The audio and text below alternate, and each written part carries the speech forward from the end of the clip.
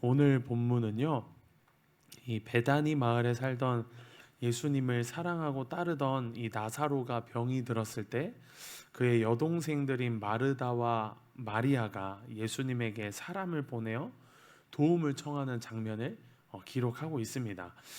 이때 아마 예수님은 요단강 동편, 지금의 요르단에 머물고 계셨던 것 같습니다. 그런데 예수님이 오늘 그들의 요구에 곧바로 응하지 않으셨다라는 것을 우리는 알 수 있습니다. 오늘 본문 6절 말씀을 보시면 나사로가 병들었다 함을 들으시고 그 계시던 곳에 이틀을 더 유하시고라고 기록하고 있습니다. 예수님은 계시던 곳에 이틀을 더 머무셨다라는 것을 우리는 말씀을 통해 알 수 있습니다.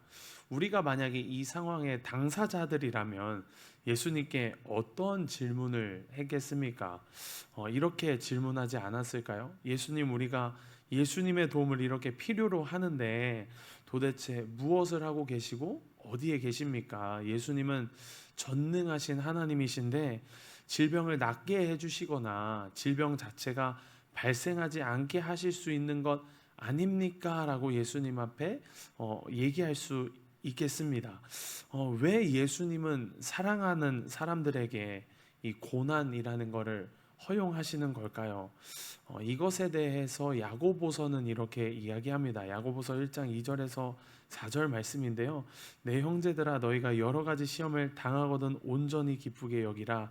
이는 너희 믿음의 시련이 인내를 만들어내는 줄 너희가 암이라.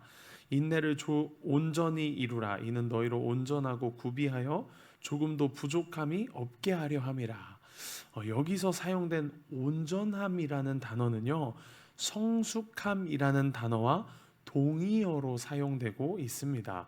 따라서 예수님이 우리에게 고난을 허락하시는 이유는 예수님을 닮은 온전한 인격, 영적으로 성숙한 인격으로 구비되도록 예수님께서 사랑하는 사람들의 삶에 여러 가지 시련, 고난, 시험을 허락하신다라는 의미입니다. 한 성도가 목사님에게 이렇게 부탁했다고 합니다. 목사님, 기도 제목이 있습니다. 제가 영적으로 성숙할 수 있도록 기도해 주세요 하고 부탁했다고 합니다. 그래서 목사님이 이렇게 기도하셨다고 해요. 주님이 자매가 영적으로 성숙하기를 소원하고 있으니 그 성숙을 이룰 만큼의 고난을 보내주십시오라고 기도했다고 합니다. 그러자 그 자매가 목사님한테 이렇게 물었다고 합니다. 목사님, 고난이 아니라 성숙입니다. 성숙을 위해서 기도해 주세요라고 하더랍니다. 그래서 목사님이 기도하다가 이렇게 말씀하셨대요. 고난 없는 성숙은 없습니다 라고 답하셨다고 합니다. 여러분, 이것이 바로 주님이 사랑하시는 자들에게 고난을 허용하시는 이유입니다. 고난 속에 혹시 있으십니까? 주님이 여러분과 더 가까이 하기를 원하신다라는 것을 믿으시길 바랍니다. 하나님이 여러분들을 더 사랑한다라는 것을 믿으시기를 간절히 축복합니다. 오히려 내게 허락한 이 고난과 시험을 잘못 해석하면 오히려 하나님을 우리는 더 원망할 수도 있습니다. 우리가 말을 잘못 알아들으면 잘못 행동하는 것처럼 하나님이 우리에게 허락하신 이 고난과 시험을 잘못 알아듣게 되면요, 하나님 앞에서 잘못 행동할 수도 있습니다. 그러나 내게 허락하신 시험과 이 고난을 통해 하나님은 우리와 더 가까이 하기를 원하십니다.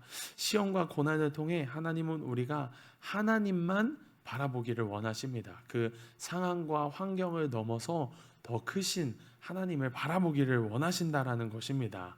고난을 넘어서, 그리스도인들은 고난을 넘어서 하나님의 뜻, 하나님의 역사를 볼 줄 알아야 합니다. 그래야 성숙한 그리스도인입니다. 저와 여러분이 성숙한 그리스도인 되기를 간절히 축복합니다. 앞서 말씀드렸듯이 예수님은 이 사랑하는 나사로의 병든 소식을 들으시고도 바로 달려가지 않으셨어요. 이틀이나 계속 계시던 곳에 머무르는 모습을 우리는 볼 수 있습니다. 아마 나사로와 그 가족들은요, 그 이틀이라는 죽음을 견디는 초조한 순간을 살았을 것이라고 저는 생각을 합니다. 얼마나 고통스러운 시간이었을지 우리가 경험해 보지 않고는 우리가 생각해 볼 수 없는 시간이었을 것입니다. 아마 그들은 예수님이 오시는 쪽을 계속 바라보면서 부르짖고 또 부르짖지 않았을까요? 예수님 언제 오시는 거지? 예수님이 도대체 언제 오셔서 우리를 구원해 주실까 하면서 계속 부르짖지 않았겠습니까? 오늘 우리도 마찬가지입니다. 우리가 하는 이 기도하는 수많은 기도 제목이 아직도 응답되지 않는 것처럼, 또 마치 우리의 기도가 허공을 헤매고 있는 것은 아닌가라는, 때로는 이 허무함과 절망감에 빠져 있지는 않는지 우리는 되돌아보게 됩니다. 그래서 이렇게 말하는 사람들도 있습니다. 하나님은 내 기도에 응답하시지 않아, 하나님은 나를 사랑하시지 않아라는 하나님 앞에서 잘못된 자세를 취하고 있지는 않습니까?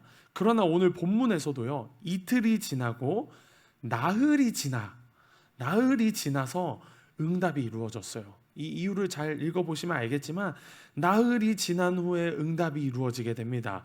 중요한 것은요, 기다림입니다. 하나님 앞에서 우리는 기다리는 법을 배워야 합니다. 우리의 기도 제목에 침묵하고 계시다고 느껴지는 그때에도 우리는 이 침묵 속에서 들려오는 세미한 주님의 음성을 듣는 법을 배워야 합니다.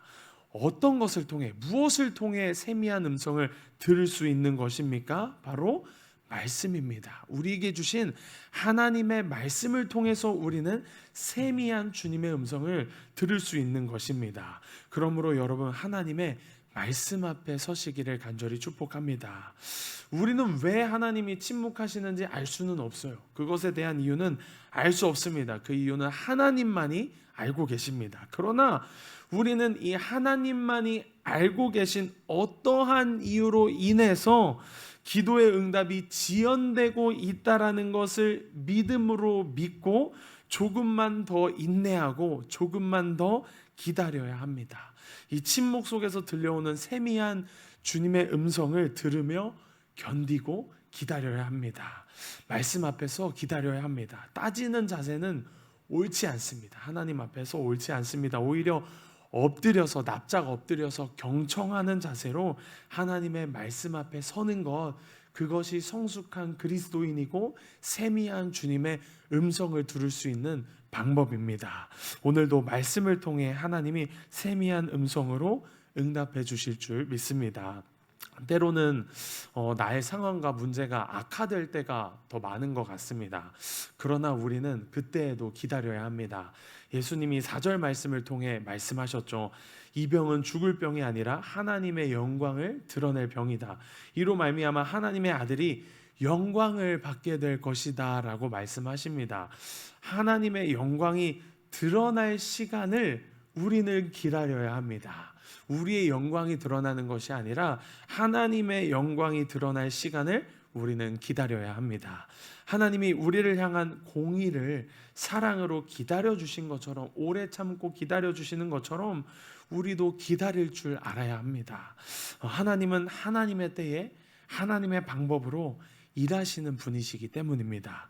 그것을 믿는다면, 그 사실을 믿는다면 우리는 기다려야 합니다. 그 하나님을 온전히 신뢰하셔야 합니다. 맡기셔야 합니다. 그리고 가장 중요한 것, 하나님의 영광을 선포하셔야 됩니다. 여러분들이 선포하시고 기다리셔야 합니다. 이 일을 통해서 하나님의 영광이 드러나기를 원합니다. 하나님의 영광이 드러날 줄 믿습니다라고 여러분들 미리 선포하시고 감사함으로 하나님의 뜻을 기다리셔야 합니다. 만약 여러분 그렇게 기도하시고 여러분들의 뜻대로 안 되었다면 더욱더 감사하십시오. 그때 하나님이 하나님의 뜻대로 더욱 일해 주실 줄 믿습니다. 내 뜻이 아니라 하나님의 뜻을 그때부터 이루어 가실 줄 믿습니다. 100% 맡기고 100% 신뢰하십시오. 우리가 절망하고, 문제 앞에서 절망하고 두려워하고 낙심하고 시험받는 이유는 100% 하나님께 맡기지 못하고 신뢰하지 못하기 때문입니다. 여전히 내 뜻과 내 자화가 그 상황과 환경 가운데 살아있기 때문입니다. 로마서 8장 28절 말씀 여러분 잘 아시지 않습니까? 우리가 알거니와 하나님을 사랑하는 자 곧 그의 뜻대로 부르심을 입은 자들에게는 모든 것이 합력하여 선을 이루느니라. 그런데 오해하지 마셔야 될 게 있어요. 이 선을 이루는 것이 꼭 내가 생각하는 성공은 아닙니다. 이것을 우리는 착각하면 안 됩니다. 우리는 그래서 믿음 위에 굳게 서서 하나님의 뜻을, 하나님의 영광을 선포하고 기다릴 줄 알아야 합니다. 그러면 하나님이 반드시 하나님의 때에 하나님의 방법으로 합력하여 선을 이뤄 주실 줄 믿습니다. 말씀을 마무리하고 싶습니다.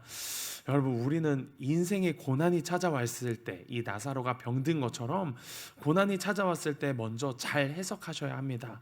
고난을 허락하신 이유는 우리를 망하게 하려는 것이 아니라 우리와 더 가까이 하시기를 원하시고 고난 가운데 하나님만 바라보기를 원하신다라는 것을 먼저 알아야 합니다. 그리고 기다릴 줄 알아야 합니다. 때로는 왜 침묵하시는지 알 수는 없지만 그 침묵 속에서 들려주시는 세미한 음성을 듣기 위해 말씀 앞에 서셔야 합니다. 말씀 위에 굳게 서서 믿음으로 기다리셔야 합니다.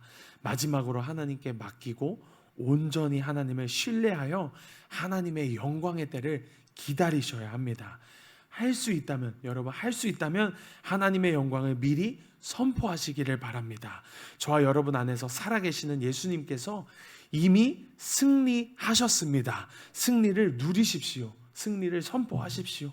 그래서 저와 여러분이 하나님의 영광을 드러내는 통로로 쓰임받는 은혜가 있기를 간절히 축복합니다.